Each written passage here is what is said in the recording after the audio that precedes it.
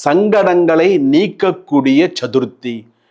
யார் எந்த வழிபாடு வேணாலும் பண்ணலாம். ஆனால் யாருமே விநாயகர் வழிபாடு பண்ணாமல் இருக்காங்களா? நினச்சி பாருங்க. இந்த விநாயகர் வழிபாடு அப்படிங்கிறது அந்த சங்கடஹர சதுர்த்தி. அந்த நாளில் சதுர்த்தின்னாலே 4வது நாள் சங்கடஹர சதுர்த்தி, சங்கடங்களை நீக்கக்கூடிய ஒரு சதுர்த்தி. அப்போ இந்த சதுர்த்தியில் இந்த விநாயகர் வழிபாடு எந்த அளவுக்கு நமக்கு முக்கியம் பற்றது? முதல் விஷயம் நான் சொல்கிறேன். எந்த அளவுக்கு நீ சொல்கிறியோ அந்த அளவுக்கு உனக்கு நிறைய சிறப்பு இருக்குது. ஒன்று, சுவாமி இந்த சங்கடஹர சதுர்த்தி அப்படின்னு நீங்கள் சொல்கிறீங்க, இதில் சிறப்புகள் என்ன, இதில் நம்ம என்னென்ன விஷயங்கள் நம்ம தவிர்க்கணும், முதல்ல நம்ம என்னென்ன விஷயங்கள் நம்ம இந்த சங்கடஹர சதுர்த்தினால நம்ம என்ன பண்ணணும், என்ன பண்ணக்கூடாது, முதல் விஷயம் நான் சொல்கிறேன். அதுபோல் விரதம் இருந்து வழிபாடு செய்தால் உங்களுக்கு சீக்கிரமாக ஒரு விஷயம் அடையும் அப்படின்னு சொன்னால் அது கடன்.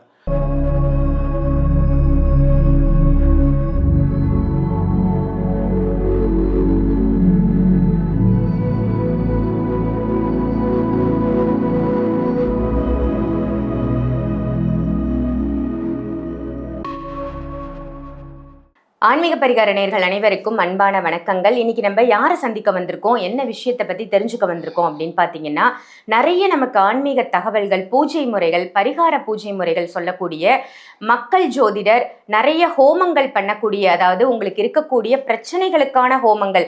இப்போ உங்கள் வீட்டில் யாருக்காவது குழந்தை பாக்கியம் இல்லையா, அதற்கும் ஹோமம் இருக்குது. அதே மாதிரி திருமண தடை இருக்கா, உங்கள் வீட்டில் கிரகப்பிரவேசம் பண்ணணுமா, ஆயுஷம ஹோமம் பண்ணணுமா, இந்த மாதிரி எல்லா விதமான ஹோமங்களையும் பண்ணக்கூடிய ஹோம சக்கரவர்த்தி அப்படின்னு இவரை சொல்லலாம். அந்த அளவுக்கு ஹோமத்தின் மூலமாகவே உங்களுக்கு இருக்கக்கூடிய பிரச்சனைகளை தீர்க்கும் வல்லமை படைத்த மக்கள் ஜோதிடர் ராஜ்குமார் சிவாச்சாரியார் ஐயா அவர்களை தான் சந்திக்க வந்திருக்கோம். வணக்கம் சார். வணக்கம். வணக்கம். நல்லா இருக்கீங்களா? நல்லா இருக்கேன். உங்கள் பதிவுகள் எல்லாம் ரொம்ப அருமையாக இருக்குது. நிறைய நல்ல விஷயங்கள், நிறைய புராதன கோவில்களை பற்றி மக்களுக்கு எடுத்து சொல்கிறீங்க. நிறைய பேருக்கு இந்த கோவில் போனால் நமக்கு இந்த பலன் கிடைக்கும் அப்படிங்கிறதே தெரியாமல் இருக்காங்க. அந்த வகையில் நீங்கள் சொல்லக்கூடிய அத்தனை பரிகாரங்களும் அவ்வளோ யூஸ்ஃபுல்லாக இருக்குன்னு நம்ம சேனலுக்கும் சரி, பர்சனலாக உங்களுக்கும் நிறைய கால்ஸ் எல்லாம் வந்துட்டு இருக்கு. கமெண்ட்ஸ்லையும் நல்ல நல்ல கமெண்ட்ஸ் போடுறாங்க. அதே மாதிரி ஒரு ஹோமத்தின் வாயிலாக மக்களுடைய பிரச்சனைகளை தீர்க்க முடியும் அப்படின்னு நீங்கள் சொல்லி நிறைய பேருக்கு உங்களுடைய இடத்துல ஹோமம் பண்ணி வச்சு நிறைய விஷயங்களை நீங்க தொடர்ந்து பண்ணிட்டு வரீங்க. ஜனனி ஜென்ம சௌக்கியானம் வர்தனி குல சம்பதாம் பதவி பூர்வ புண்ணியானம் லிகதே ஜென்ம பத்திரிகா சிவதனய வரிஷ்டம் சர்வ கல்யாண மூர்த்திம் பரசு கமலஹஸ்தம் பூஷிதம் மோதகேன அருணகுசுமமாலா வியாழ லம்போதரந்தம் மமஹிருதே நிவாசம் ஸ்ரீ கணேசம் நமாமி. மகாகணபதி பிரார்த்தனை கொண்டு சோமம் ஆனந்த சம்பூதம் சோமார்க்க கிருதசேகரம் தட்சிணாபி அபிமுகம் வந்தே தட்சிணாமூர்த்தி மாஸ்ரயே. மாதா பிதா குரு துணை கொண்டு உலகெங்கும் வாழக்கூடிய ஆன்மீக பரிகாரம் நேயர்கள் அனைவருக்கும் வணக்கம். நான் உங்கள் மக்கள் ஜோதிடர் டாக்டர் வி ராஜ்குமார் சிவாச்சாரியார் பேசுகிறேன். எல்லாரும் எப்படி இருக்கீங்க? நலமாக இருப்பீங்க நம்புகிறேன்.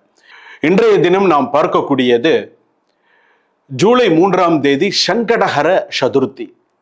பேரே எவ்வளோ அழகாக இருக்கு பாருங்களேன். சங்கடஹர சதுர்த்தி, சங்கடங்களை நீக்கக்கூடிய சதுர்த்தி. யார் எந்த வழிபாடு வேணாலும் பண்ணலாம். ஆனால் யாருமே விநாயகர் வழிபாடு பண்ணாமல் இருக்காங்களா? நினச்சி பாருங்க. இன்னைக்கு நார்த்து சைட்லேருந்து இன்னைக்கு எல்லா இடத்துலையும் சரி, அவாவாளுக்கு அவாவா அந்த விநாயகரை எப்படி வழிபாடு பண்ணணுமோ அந்த முறையில் அந்த விநாயகர் பெருமானுக்கு ஆத்மார்த்தமாக ஒரு வீட்டில் வாசலில் விநாயகர் வச்சுருந்தா கூட அந்த விநாயகருக்கு ஒரு அருகம்புல் சாத்தி சந்தன குங்குமம் வச்சு ஒரு பூ வச்சு எவ்வளோதான் வேலைக்கு அவசரமாக போனால் கூட அந்த சுவாமியை கும்பிட்டுட்டு தான் போவாங்க. ஸோ அந்த விநாயகர் வழிபாடு 3 ரோடு பிரியிற இடத்துல விநாயகர் வச்சுருப்பாங்க. ஸோ அந்த விநாயகர் வழிபாடு அப்படிங்கிறது அந்த சங்கடஹர சதுர்த்தி. அந்த நாளில் சதுர்த்தின்னாலே 4வது நாள் சங்கடஹர சதுர்த்தி, சங்கடங்களை நீக்கக்கூடிய ஒரு சதுர்த்தி. அப்போ இந்த சதுர்த்தியில் இந்த விநாயகர் வழிபாடு எந்த அளவுக்கு நமக்கு முக்கியம் பற்றது? முதல் விஷயம் நான் சொல்கிறேன். அதாவது நீங்கள் வீட்டை விட்டு வெளியில் போகும்போதே ஒரு வேலையில் உட்கார போகிறீங்க, ஒரு விஷயத்தில் உட்கார போகிறீங்க. உண்மையே சொல்கிறேன், ஆத்மார்த்தமாக ஒரு வேலையில், இப்போ நான் ஒரு வேலையில் வந்து உட்காந்துட்டேன், ஒரு இடத்துல வந்து ஒரு பேங்க்கில் உட்காந்துட்டேன், ஒரு இன்டர்வியூ, ஏதோ ஒரு முக்கியமான விஷயம் சைன் பண்ண போகிறேன். ஓம் கம் கணபதையே நமஹா, ஓம் கம் கணபதையே நமஹா, ஓம் கம் கணபதையே நமஹா. காக்க காக க அப்படிங்கிற வார்த்தையை சொல்லணும். கம்னு சொல்லக்கூடாது. ஓம் கம் கணபதையே நமஹா, ஓம் கம் கணபதையே நமஹா. எத்தனை தடவை? 33 தடவை சொல்லு. நீ உண்மையிலேயே ஒரு சில விஷயங்கள், படிப்பு, ஏதாவது ஓம் கம் கணபதையே நமஹா, ஓம் கம் கணபதையே நமஹா, நீ எந்த அளவுக்கு நீ சொல்றியோ அந்த அளவுக்கு உனக்கு நிறைய சிறப்பு இருக்கு. ஒன்று. சுவாமி இந்த சங்கடஹர சதுர்த்தி அப்படின்னு நீங்கள் சொல்கிறீங்க, இதில் சிறப்புகள் என்ன, இதில் நம்ம என்னென்ன விஷயங்கள் நம்ம தவிர்க்கணும், முதல்ல நம்ம என்னென்ன விஷயங்கள் நம்ம இந்த சங்கடஹர சதுர்த்தினால நம்ம என்ன பண்ணணும் என்ன பண்ணக்கூடாது. முதல் விஷயம் நான் சொல்கிறேன், அருகம்புல் முக்கியமாக சுவாமிக்கு சாற்றக்கூடிய ஒரு விஷயம், எல்லாருக்கும் தெரிந்தது. அருகம்புல், தாமரைப்பூ, விநாயகருக்கு பிடித்தமான மோதகம், இதெல்லாம் சுவாமிக்கு சாத்த வைக்கிறது. விநாயகருக்கு அர்ச்சனை பண்ணுறது, விநாயகருக்கு தேங்காய் மாலை எண்ணிக்கையில் 9, 11 அந்த மாதிரி சுவாமிக்கு தேங்காய் மாலை சாற்றுவது, உங்களுடைய பிரார்த்தனை அதெல்லாம் நீங்கள் செய்கிறதெல்லாம் சிறப்பு. ஒன்று, வீட்டில் செய்யக்கூடாத சில விஷயங்கள்னு இருக்குது. இன்றைக்கி ஒரு சங்கடஹர சதுர்த்தி, இன்றைக்கி நல்ல நாளாக காலையிலேயே ஏன்டா இழவெடுத்தவனன்னு கூப்பிடுவான், காலையில் 6 மணிக்கு கூப்பிடுவான். குழந்தை எழுப்பும் போதே அப்படி தான் எழுப்பேன், ஏன்டா இழவெடுத்தவன் ஏந்திருக்க மாட்டேன். என்னையா இது வார்த்தை, காலையில் குழந்தைய இதுக்கெல்லாம் சூடு சொரணை இருக்கா பாரு, எந்திருக்குதா பாரு, இதெல்லாம் ஒரு மாதிரி பேசுவாங்க.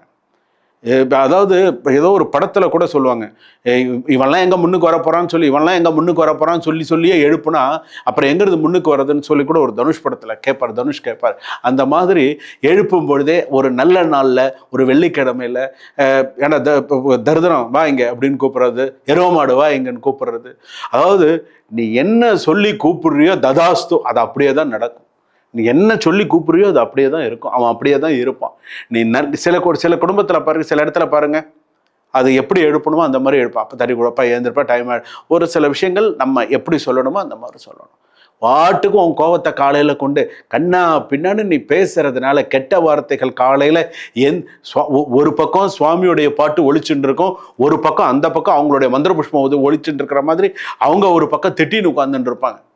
இது சரியில்லை, அது சரியில்லை, ஆச்சா போச்சா, குறை சொல்லக்கூடிய வீடு குறை சொல்லி கொண்டே தான் இருப்பார்கள். அதில் மாற்று கருத்தே கிடையாது, குறை சொல்லிகிட்டே தான் இருப்பாங்க. அதாவது ஒரு வீட்டில் கூட ஒரு உப்பு தீர்ந்து போச்சு அப்படின்னு வச்சுக்கோங்களேன், உப்பு தீர்ந்து போச்சு போய் வாங்கிட்டு வாங்க, அரிசி தீர்ந்து போச்சு போய் வாங்கிட்டு வாங்க, நல்லெண்ணெய் தீர்ந்து போச்சு போய் வாங்கிட்டு வாங்க அப்படின்வாங்க. எப்போ தீர்ந்து போச்சுன்னு நீ 4 தடவை சொல்கிறேன், உனக்கு எதுவுமே உன் கையில், உன்னுடைய பணமும் தீர்ந்து போயிடும், உன்னோட விஷயமும் தீர்ந்து போயிடும், உன்னோட எல்லாமே தீர்ந்து போயிடும். ஏங்க உப்பு நிறைஞ்சிருக்கு, கொஞ்சம் வாங்கிட்டு வாங்க, எதுவுமே நிறைவாக இருக்குது அப்படின்னு சொல்லி கொஞ்சம் அவங்க புரிஞ்சுக்கணும். அதுதான் கணவன் மனைவிக்கு இருக்கக்கூடிய ஒரு கோடு வேர்டு மாதிரி.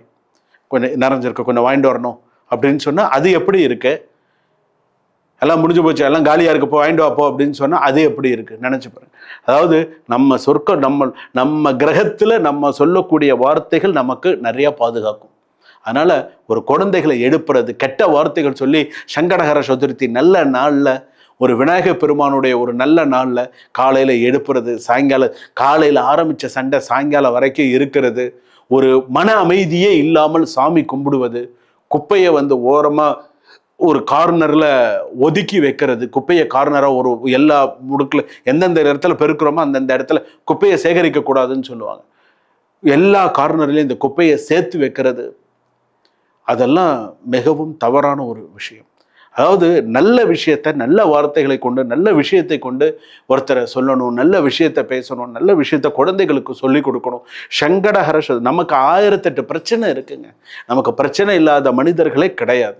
நமக்கு நம்ம பிரச்சனை, நமக்கு எந்த விதத்தை எதை தின்னா பித்தந்தளிங்கிற நிலைமை நமக்கு இருக்கு. நமக்கு இது செஞ்சால் நல்லா இருக்குமா, அது செஞ்சால் நல்லா இருக்குமா, எப்படி செஞ்சால் நமக்கு நல்லா இருக்கும் அப்படின்னு ஒவ்வொரு நாளும் நம்ம ஓடின்னு இருக்கோம். அப்படி இருக்கும்போது இந்த மாதிரி சின்ன சின்ன பிரச்சனைகள், சின்ன சின்ன உறவினர்கள், சின்ன சின்ன இந்த மாதிரி எல்லாம் பிரச்சனைகள் வரும்பொழுது நமக்கு ரொம்ப மனசு உடைஞ்சு போயிடும். குழந்தைகள் சொல் பேச்சு கேட்காம இருக்கிறது, மார்க்கு வாங்காமல் இருக்கிறது, ஏதோ ஒரு விஷயம் கணவர் டென்ஷனாக வரும்போது சண்டை வர்றது. அப்போது இந்த சங்கடஹர சதுர்த்தி, எத்தனை சங்கடஹர சதுர்த்தி நீ பிரார்த்தனை பண்ணணும்? ஒரு சங்கடஹர சதுர்த்தி ஆரம்பித்தா மகா சங்கடஹர சதுர்த்தி வரைக்கும் நீ உன்னுடைய பிரார்த்தனை இருக்கணும். அப்போ தான் அது சிறப்பு. அந்த அளவுக்கு உன்னுடைய பிரார்த்தனைகள் இருக்க வேண்டும். அதுதான் உனக்கு இன்னும் சிறப்பை தரக்கூடியதாக இருக்கும். அதுலேயும் நீ எந்த கணபதி வேணாலும் மனசில் பிரார்த்தனை, 32 விதமான கணபதி இருக்குது, நீ எந்த கணபதி வேணாலும் பிரார்த்தனை பண்ணு.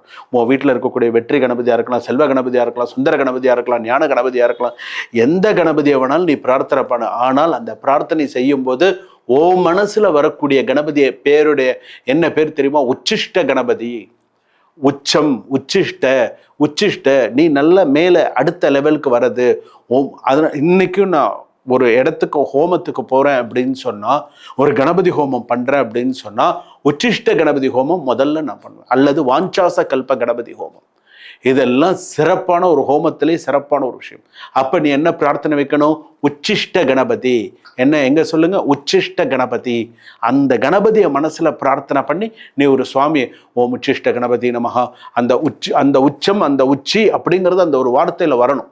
அந்த உச்சிஷ்ட கணபதியை நீ பிரார்த்தனை செய்தால் உனக்கு சிறப்பு. அதே போல தீபம் ஏற்றுவது கூட பார்த்தேன்னா குறைஞ்சபட்சம் விநாயகருக்கு விளக்கேற்றுறது 1 தீபம் ஏற்றலாம், 3 தீபம் ஏற்றலாம், 5 தீபம் வரைக்கும் விநாயகருக்கு ஏற்றலாம்.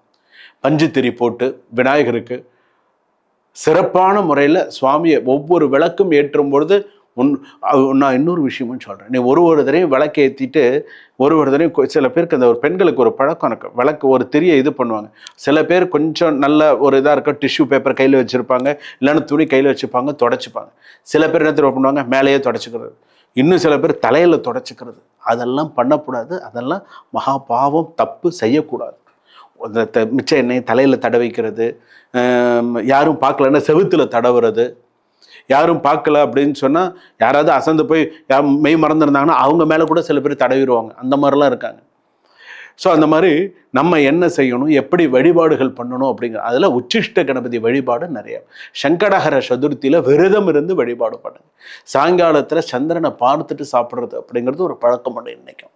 அதுபோல் விரதம் இருந்து வழிபாடு செய்தால் உங்களுக்கு சீக்கிரமாக ஒரு விஷயம் அடையும் அப்படின்னு சொன்னால் அது கடன், ரோகம், உடல்நிலை பாதிப்பு இதெல்லாம் தீர்ந்து நல்ல அமோகமாக இருக்கும். சங்கடஹர சதுர்த்தியை மிஸ் பண்ணாதீங்க. அதுலேயும் உச்சிஷ்ட கணபதியை பிரார்த்தனை பண்ணுங்க. நான் சொல்லி கொடுத்த ஓம் கம் கணபதையே நமஹா அதை சொல்லி மனசில் நல்லா பிரார்த்தனை பண்ணுங்க. இன்றைய நாள் உங்களுக்கு இனிய நாளாக உங்களுக்கு அமையும். சுபம். வாழ்க வளமுடன்.